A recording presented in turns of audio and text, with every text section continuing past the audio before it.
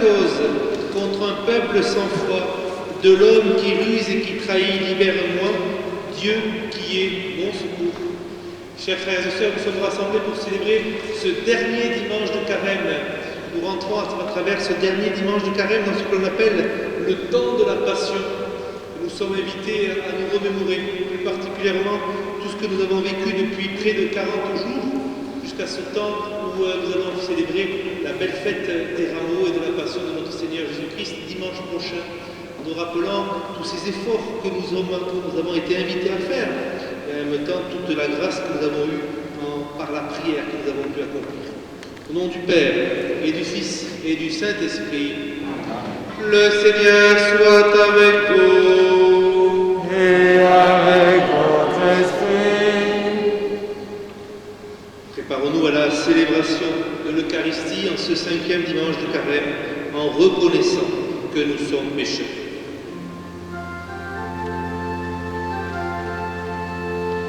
Lave-nous, Seigneur, de toutes nos fautes. Conduis-nous, Seigneur, à la joie qui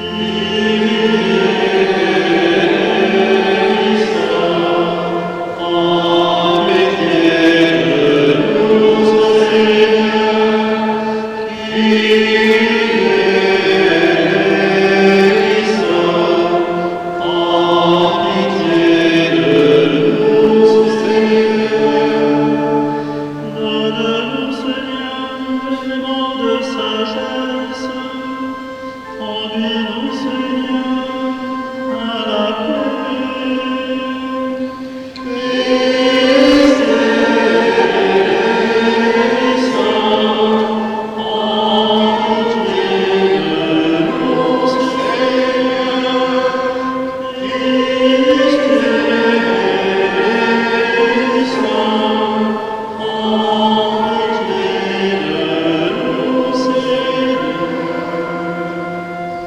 Montre-nous, Seigneur, ta miséricorde.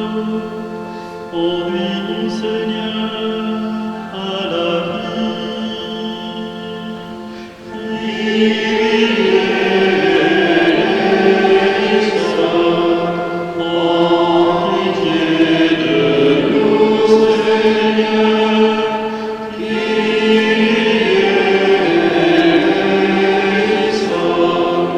En pitié de nous, Seigneur. Que Dieu Tout-Puissant nous fasse miséricorde, qu'il nous pardonne nos péchés et nous conduise à la vie éternelle. Prions le Seigneur. Que ta grâce nous obtienne, Seigneur, d'imiter avec joie la charité du Christ, qui a donné sa vie par amour pour le monde. Lui qui règne avec toi et le Saint-Esprit maintenant et dans les siècles des siècles. Amen.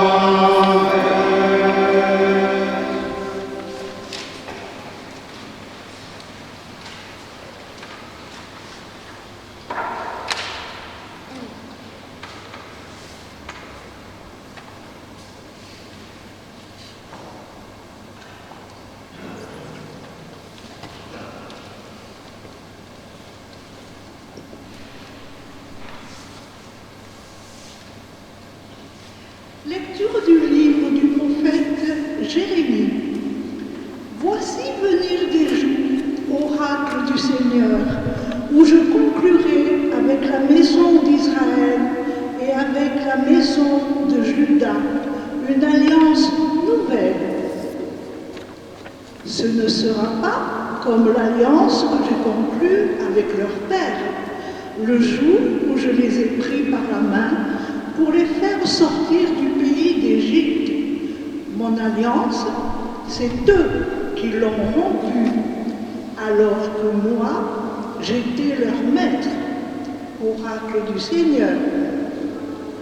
Mais voici quelle sera l'alliance que je conclurai avec la maison d'Israël quand ces jours-là seront passés, oracle du Seigneur. Je mettrai ma loi au plus profond d'eux-mêmes.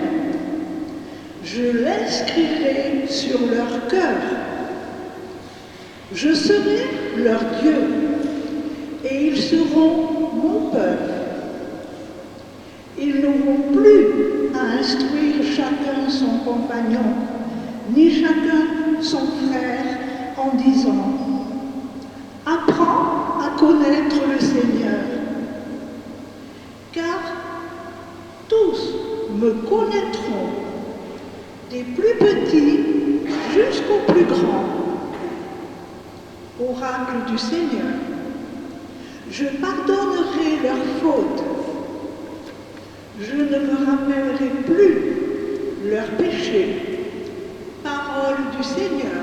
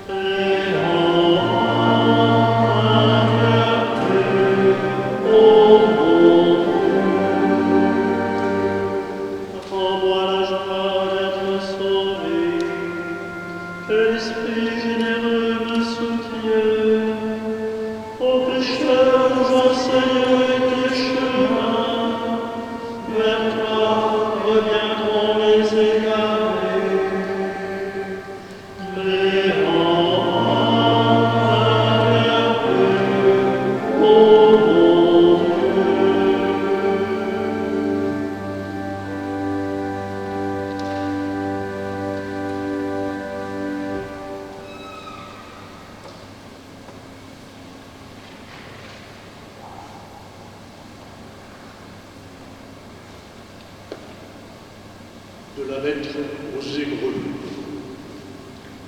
Le Christ, pendant les jours de sa vie dans la chair, offrit avec un grand cri et dans les larmes à Dieu des prières et des supplications, à Dieu qui pouvait le sauver de la mort, et il fut exaucé.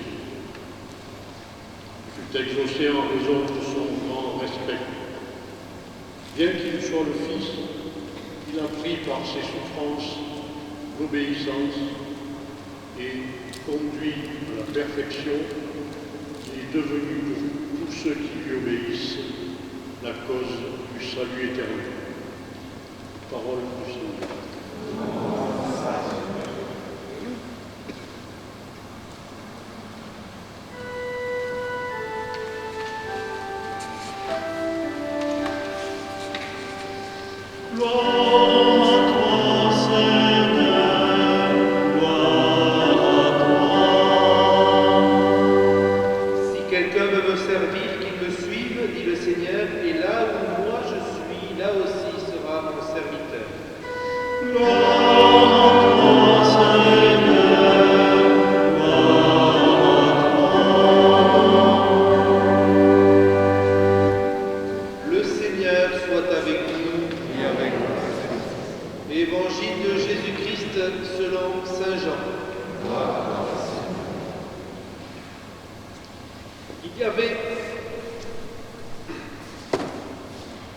Il y avait quelques Grecs parmi ceux qui étaient montés à Jérusalem pour pour adorer Dieu pendant la fête de la Pâque. Ils abordèrent Philippe, qui était de Bethsaïde, en Galilée, et lui firent cette demande. Nous voudrions voir Jésus. Philippe va le dire à André, et tous deux vont le dire à Jésus. Alors Jésus leur déclare: l'heure est venue où le Fils de l'homme doit être glorifié. Amen, amen, je vous le dis, si le grain de blé tombé en terre ne meurt pas, il reste seul. Mais s'il meurt, il porte beaucoup de fruits. Qui aime sa vie la perd, qui s'en détache en ce monde, la gardera pour la vie éternelle. Si quelqu'un veut me servir, qu'il me suive. Et là où moi je suis, là aussi sera mon serviteur. Si quelqu'un me sert, mon Père l'honorera. Maintenant, mon âme est bouleversée. Que vais-je dire? Père, sauve-moi de cette heure. Mais non, c'est pour cela que je suis parvenu à cette heure-ci. Père, glorifie ton nom. Alors du ciel vint une voix qui disait: je l'ai glorifié et je le glorifierai encore. En l'entendant, la foule qui se tenait là disait que c'était un coup de tonnerre. D'autres disaient: c'est un ange qui lui a parlé. Mais Jésus leur répondit: ce n'est pas pour moi qu'il y a eu cette voix, mais pour vous. Maintenant a lieu le jugement de ce monde. Maintenant le prince de ce monde va être jeté dehors. Et moi, quand j'aurai été élevé de terre, j'attirerai à moi tous les hommes. Il signifiait par là de quel genre de mort il allait mourir. Acclamons la parole de Dieu. Louange à toi, Seigneur Jésus.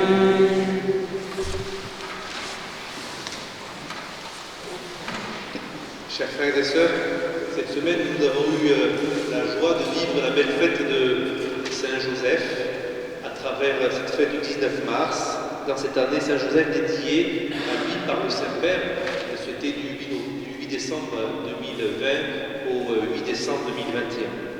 Et à travers cette année Saint-Joseph, le Saint-Père a voulu qu'à partir du 19 mars de cette année, eh bien, il y ait une fête, plus particulièrement une année dédiée à la famille. Alors j'aimerais avant tout, pour commencer, vous souhaiter une bonne fête à chacun et chacune d'entre vous, et plus particulièrement à toutes vos familles. Et pourquoi je commence par cela? Parce que dans notre famille, ce matin, nous avons baptisé ici une petite fille du prénom de Théa. Et dans cette petite fille qui a été baptisée, bien entendu, il y avait des cousins, il y avait des cousines, un papa, une maman, un parrain, une marraine, bref, j'allais dire, tout était complet. Et pour nous rappeler que cette fois que cette petite fille a reçu ce matin, ici dans cette église, elle a été transmise par son papa et sa maman. À travers l'acte du baptême, elle sera appelée plus tard, elle aussi, à découvrir qui est Jésus. Et cette foi, eh bien, chacun et chacune d'entre nous l'avons reçue, je présume, la plupart de tous, la plupart de la même manière. Notre papa et notre maman ont voulu, lors de notre naissance, pour la plupart d'entre nous, voulu que nous puissions être et que nous soyons chrétiens. Et nous le sommes devenus par le baptême. Et par le baptême, nous sommes rentrés dans cette vie éternelle qui ne finit pas. Et par le baptême, nous sommes devenus enfants de Dieu. Et comment cela se fait-il? Cela se fait-il parce que nos propres parents, eux aussi, ont reçu cette foi de par le baptême, etc., etc., etc. Alors vous allez me dire, où c'est que je veux en venir? Eh bien simplement pour vous dire que nous le savons bien, la transmission de la foi n'est pas facile. Vous pouvez regarder vos propres familles, je peux regarder ma propre famille aussi. Je ne serai pas plus rouge que vous, ne vous inquiétez pas. Je vous rassure, tous mes neveux et nièces ne pratiquent pas. Ouais, comme ça mérite d'être pire. Mais tout ça pour dire quoi? Comment se fait-il que la transmission de la foi, aujourd'hui finalement, ne fonctionne plus? Ou en tout cas, fonctionne moins bien? Alors, je reprendrai simplement un petit peu cette phrase que nous avons entendue, qui peut nous paraître un petit peu anecdotique dans cet évangile de Saint-Jean. Ils abordèrent Philippe, qui était de Bethsaïde en Galilée, et lui firent cette demande: nous pourrions voir Jésus. Philippe, lui, va le dire à André, et tous deux vont le dire à Jésus. Alors Jésus leur déclare, l'heure est venue où le Fils de l'homme doit être glorifié. Cette petite phrase, même si elle paraît simple, peut nous faire rebondir sur la transmission de la foi. Peut-être que celles et ceux qui connaissent le mieux les personnes qu'ils rencontrent ne sont pas capables à même de pouvoir dire les choses tout simplement. Et de ne pas avoir peur d'utiliser un intermédiaire. C'est ce qu'a fait Philippe. Il aurait pu le faire directement à Jésus. Pourquoi va-t-il directement vers André et non pas vers Jésus? Je ne sais pas si c'est la réponse, c'est parce que Philippe avait peur de Jésus. Ce n'est pas cela. C'est que peut-être Philippe se disait que pour transmettre la demande des gens de Bethsaïde, eh bien, il fallait plus particulièrement quelqu'un comme André pour qu'il puisse le faire en toute simplicité.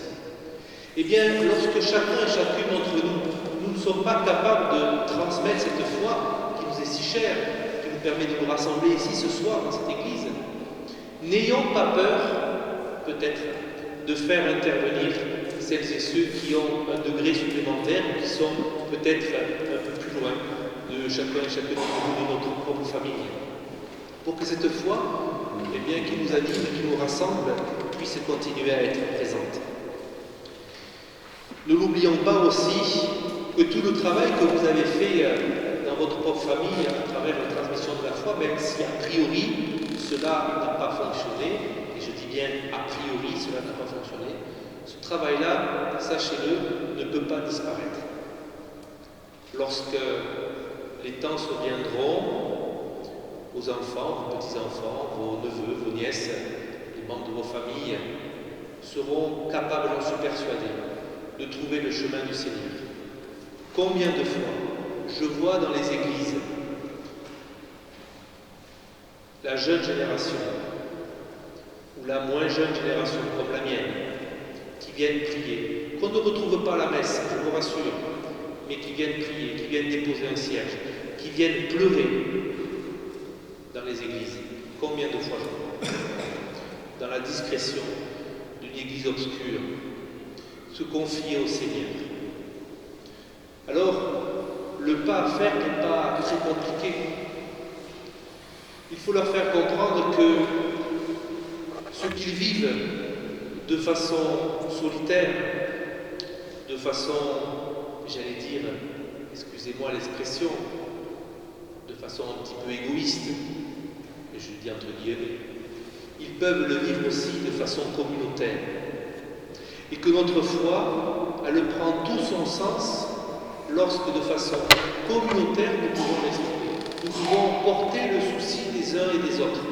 Nous pouvons porter les joies des uns et des autres.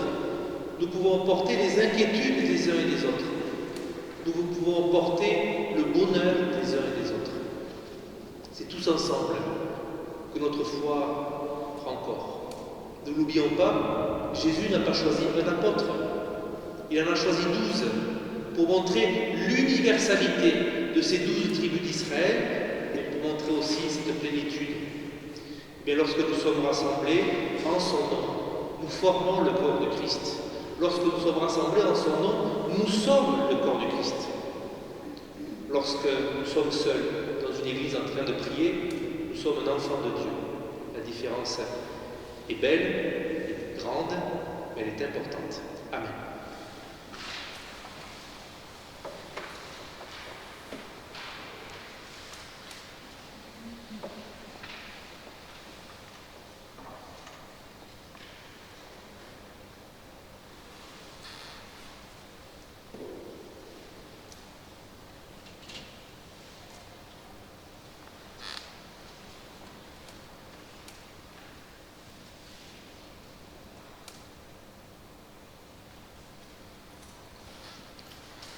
En nous mettant debout, nous professons notre foi à travers le symbole des apôtres. Je crois en Dieu, le Père Tout-Puissant, Créateur du ciel et de la terre, et en Jésus-Christ, son Fils unique, notre Seigneur, qui a été conçu du Saint-Esprit, est né de la Vierge Marie, a souffert sous Ponce Pilate, a été crucifié, est mort et a été enseveli, est descendu aux enfers.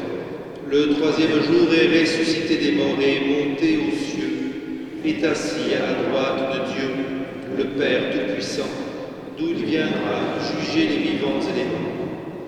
Je crois en l'Esprit Saint, à la Sainte Église catholique, à la communion des saints, à la rémission des péchés, à la résurrection de la chair, à la vie éternelle. Amen.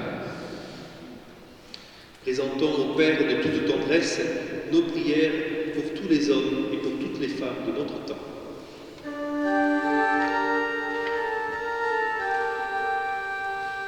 Par Jésus-Christ, ton serviteur, nous te prions, Seigneur. Par Jésus-Christ, ton serviteur, nous te prions, Seigneur.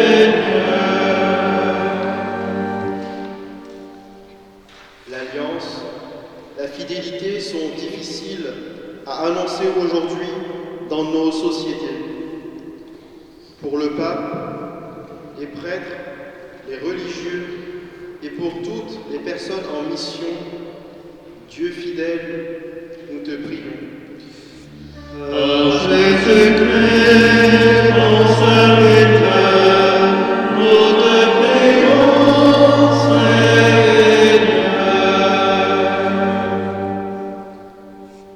Pour tous ceux qui donnent leur vie au service de leurs frères et pour tous ceux qui agissent au nom de la solidarité et de la charité, afin qu'ils gardent foi en la vie. Dieu de paix, nous te prions. Par Jésus-Christ, ton serviteur, nous te prions, Seigneur. À l'heure de sa passion, Jésus a prié le Père pour les personnes confrontées à la maladie, pour les mourants et leurs familles en quête de réconfort. Dieu de tendresse, nous te prions. Par Jésus-Christ, ton serviteur, nous te prions, Seigneur.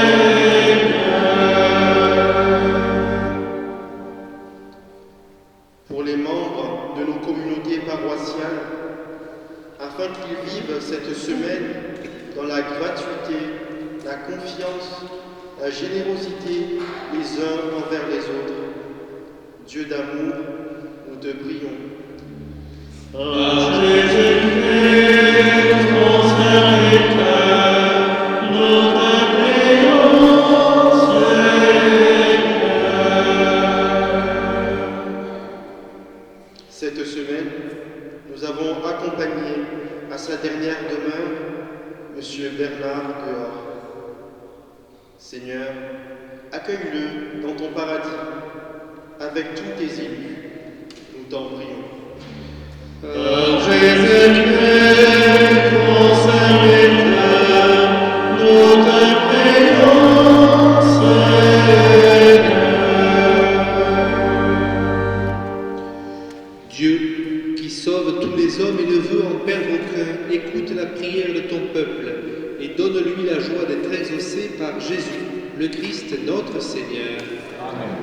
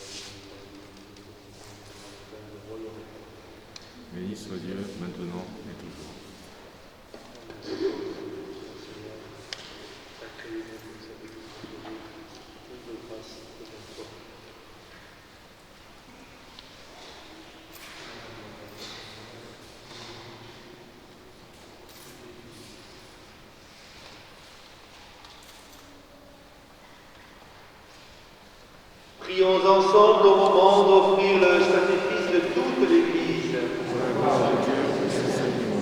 Exauce tes serviteurs de Tout-Puissant, tu les as initiés à la foi chrétienne, qu'ils soient purifiés par ce sacrifice par Jésus, le Christ, notre Seigneur. Le Seigneur soit avec vous. Et avec votre esprit. Élevons notre cœur.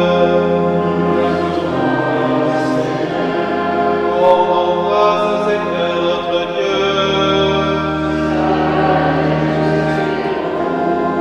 Vraiment, il est juste et bon de te rendre gloire, de t'offrir notre action de grâce toujours et en tout lieu.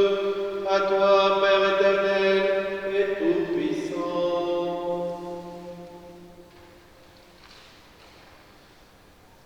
Oui, l'univers entier, sauvé par la passion de ton Fils, peut désormais confesser ta gloire. Par la puissance de la croix, apparaît en pleine lumière le jugement du monde, la victoire des crucifiés. C'est pourquoi, avec les anges et les archanges, avec les puissants anges et tous les esprits bienheureux, nous chantons l'hymne de ta gloire, et sans fin nous proclamons.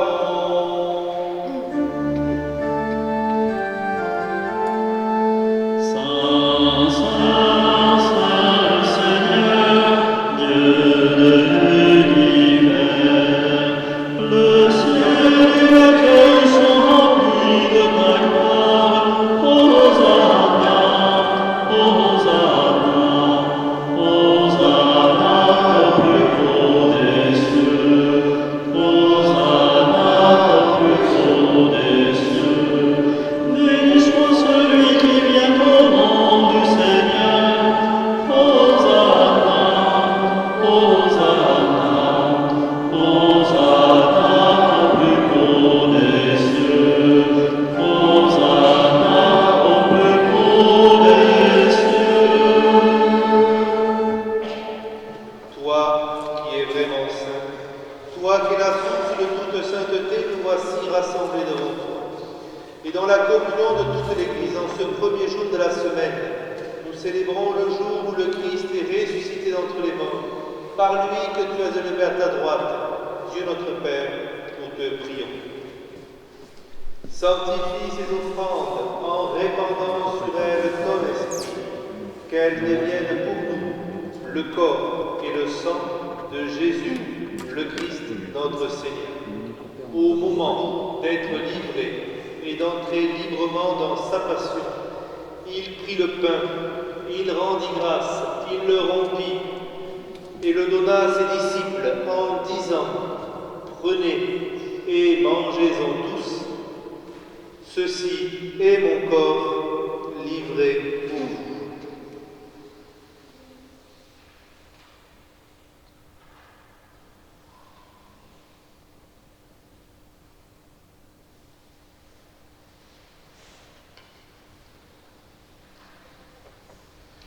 De même, à la fin du repas, il prit la coupe de nouveau, il rendit grâce et la donna à ses disciples en disant : Prenez et buvez-en tous, car ceci est la coupe de mon sang, le sang de l'alliance nouvelle et éternelle, qui sera versé pour vous et pour la multitude en rémission des péchés. Vous ferez cela en mémoire de moi.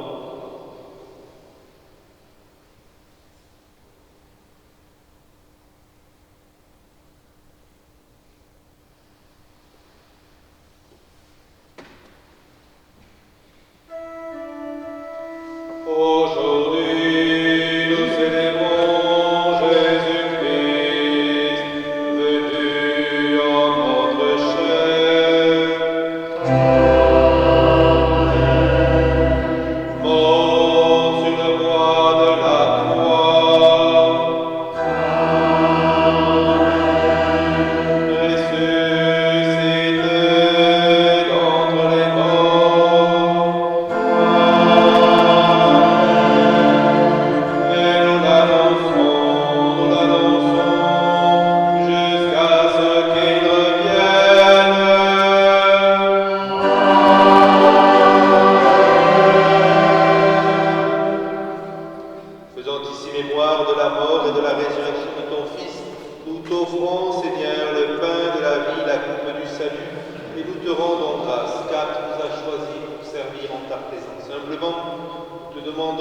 ayant part au corps et au sang du Christ, nous soyons rassemblés par l'Esprit Saint en un seul corps. Souviens-toi, Seigneur, de ton Église répandue à travers le monde. Fais-la grandir dans ta charité avec notre pape François, notre évêque Pierre-Marie, son auxiliaire Alain et tous ceux qui ont la charge de ton peuple. Souviens-toi aussi de nos frères et sœurs qui sont endormis dans l'espérance de la résurrection, te confiant plus particulièrement les membres de la famille Aveline Perron ainsi que M. Yvon Paban. Souviens-toi de tous les hommes qui ont quitté cette vie, de celles et ceux qui sont confiés à notre prière ce soir. Reçois-les dans ta lumière auprès de toi.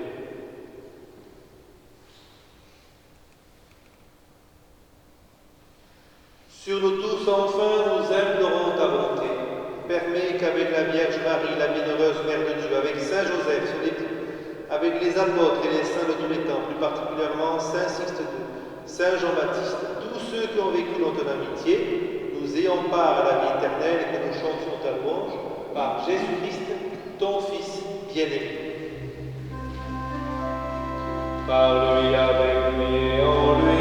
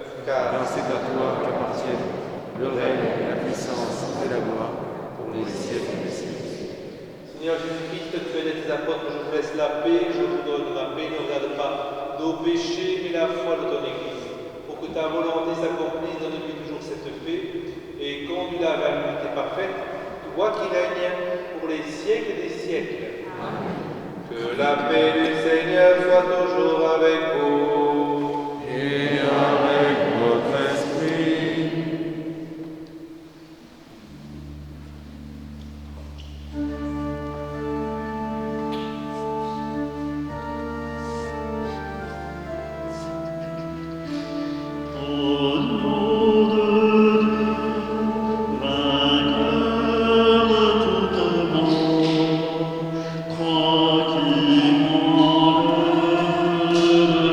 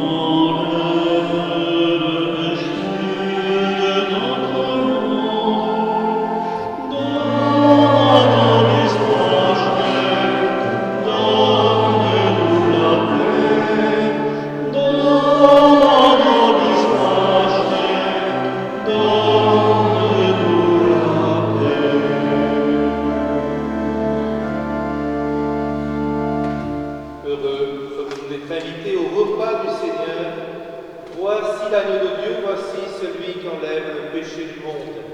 Seigneur, je ne suis pas digne de te recevoir, mais dis seulement une parole et je serai guéri. Que le corps et le sang du Christ nous gardent pour la vie éternelle.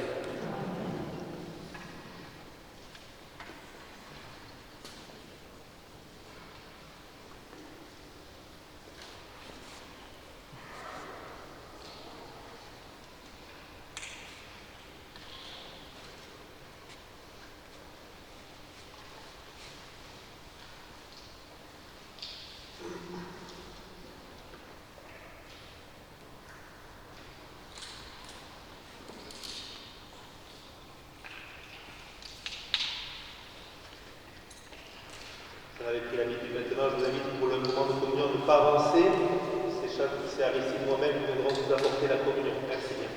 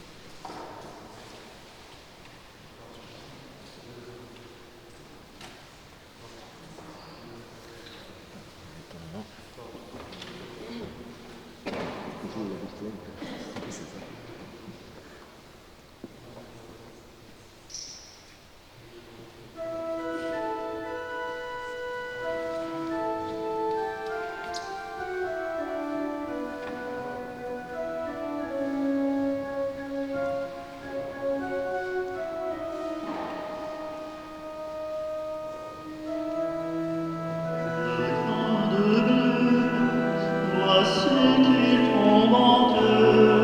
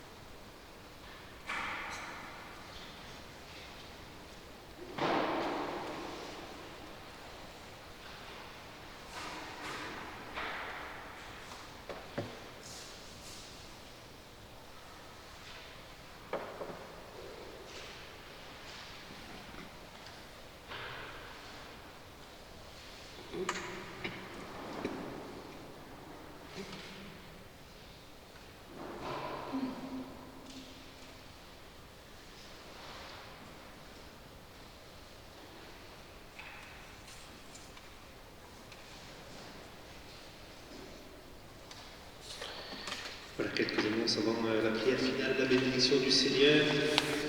Annonce mettant en place votre réactivité depuis un an, en raison du couvre-feu qui a été reporté à 19h par décision gouvernementale. Avec la réunion des prêtres qu'on a eue ce matin, nous avons pris la décision de déplacer les messes de semaine à 17h30, c'est-à-dire donc pour Cardon 17h30 le lundi, pour Pérol 17h30 le mardi et pour Palavas 17h30, et les messes anticipées aussi du samedi soir à 17h30, sauf pour la grande route, puisqu'habituellement c'était à 17h, elle reviendra à son heure normale. Donc pour Pérol 17h30 mardi soir, 17h30 samedi soir. La semaine prochaine, c'est le dimanche des Rameaux. Donc samedi soir, il y aura une messe anticipée des Rameaux à 17h30 avec un quart d'heure avant la bénédiction des Rameaux sur la place Carnot, sur la place de l'église, sur la place de la mairie, ça dépend de quel côté on regarde. Donc n'hésitez pas, 17h15. Et il y aura aussi la messe des Rameaux le dimanche matin à 11h. Et donc avec la bénédiction des Rameaux, un quart d'heure avant la messe à 10h45. Pour celles et ceux qui ont l'habitude de venir à l'église, plus particulièrement, je dis pour les membres du conseil paroissial, des affaires économiques ou des apostines, peut-être on pourra rajouter quelques places dans le chœur pour la messe des Rameaux qui vous seront plus particulièrement réservées pour gagner de la place dans l'église. Voilà, il faudra y être vigilant, simplement ne pas hésiter à venir remplir 3 ou 4 chaises de plus, 5 ou 6 chaises de plus les bancs, ça fera gagner autant de place pour les autres. Les messes de la Semaine Sainte seront adaptées à ces horaires-là, bien entendu. Donc elles seront affichées très prochainement au sortir des églises. Je pense que le week-end prochain, vous aurez toutes les informations, et vous les aurez aussi sur le site de la paroisse dès ce soir, si vous voulez le regarder, si Jean et entre autres l'a mis. Autre information supplémentaire, il y aura une seule veillée pascale. Elle se déroulera ici à Pérol, et elle sera à 7h du matin, le dimanche matin, à 7h du matin. Monseigneur l'archevêque nous a demandé de ne pas la célébrer le samedi à 4h ou à 5h de l'après-midi, mais de la célébrer le dimanche matin. Donc à 7h du matin, ici dans cette église, il y aura aussi le jour de Pâques dans cette église à 11h, une messe de Pâques, et à Carnon à 9h30.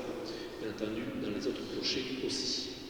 Voilà, en gros, pour faire vite, mais le Stella Maris sortira pour le week-end prochain, donc vous aurez toutes les informations concernant aussi le jeudi saint et le vendredi saint. Le jeudi saint se fera ici, vous le comprenez bien, à 17h30, et le vendredi saint se fera à Carnon à 17h30 aussi.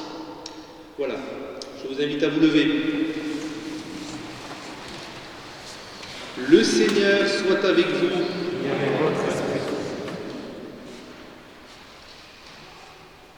Accorde-nous, Dieu Tout-Puissant, d'être toujours comptés parmi les membres du Christ, nous qui communions à son corps et à son sang, lui qui règne maintenant et pour les siècles des siècles. Amen.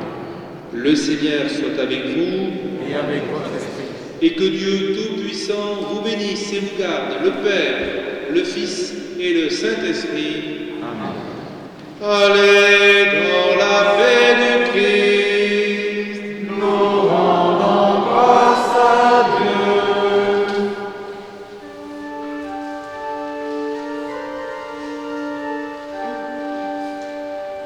Mon Dieu du jour, je te prends dans mes mains, comme on prend dans sa main la lampe pour la nuit. Mon Dieu du jour,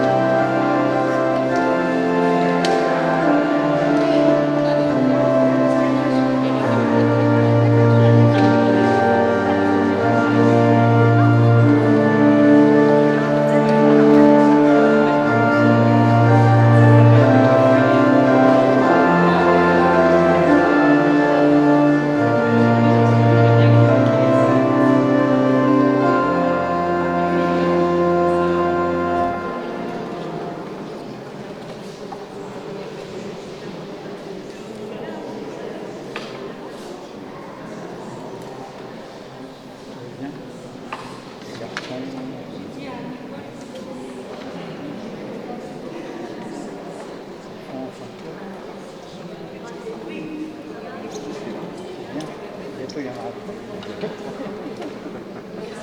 On va essayer de faire un